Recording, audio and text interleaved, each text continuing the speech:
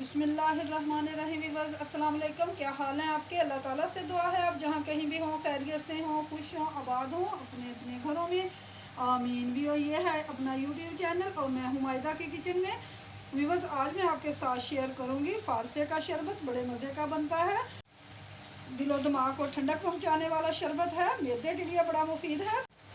तो चलिए आइए शुरू करते हैं। फारसे का शरबत बनाने के लिए मुझे जिन चीज़ों की ज़रूरत होगी, इसके लिए ये देखिए व्यूवर्स, एक प्याली मैंने ये फारसा लिया है जिसे मैंने साफ़ कर लिया, बहुत अच्छे से वॉश कर लिया। ये एक प्याली जाएगा। ब्लेंडर जग में हम इसे डाल देंगे और इसके साथ ही एक प्याली के करीब ये मेरे पास चीनी है, ये जाएगी।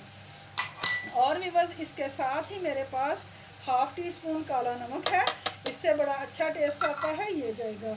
और इसके साथ ही हाफ़ टी स्पून मेरे पास ये सफ़ेद नमक है जो हम आम इस्तेमाल करते हैं, वो वाला जाएगा। व्यूवर्स, चीनी आपकी पसंद पे है, जिस तरह की आप पसंद करते हैं आप उतनी ले सकते हैं। व्यूवर्स, अब इसमें हम 2 गिलास के करीब पानी शामिल करेंगे, बाकी पानी हमें जितनी ज़रूरत होगी बाद में शामिल करेंगे। तो चलिए अब इसे हम ब्लेंड करते हैं।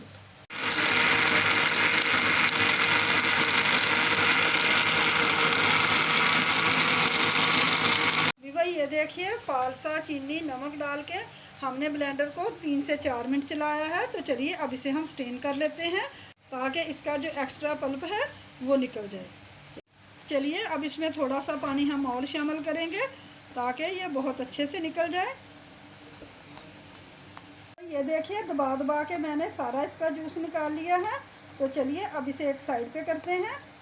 अब इस जूस को हम दोबारा ब्लेंडर जग में डालते हैं और इसके साथ ही हम इसमें बर्फ़ डालते हैं। बर्फ़ हमने डाल दी है, अब इसे हम दोबारा ब्लेंड करते हैं।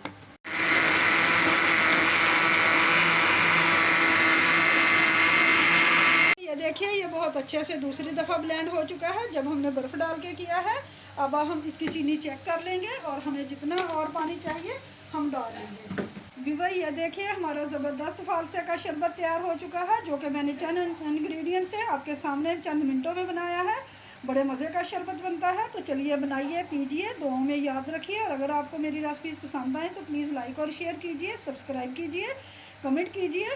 तो चलिए फिर मिलेंगे एक और नई रेसिपी के साथ। Thanks for watching. अल्लाह हाफिज़।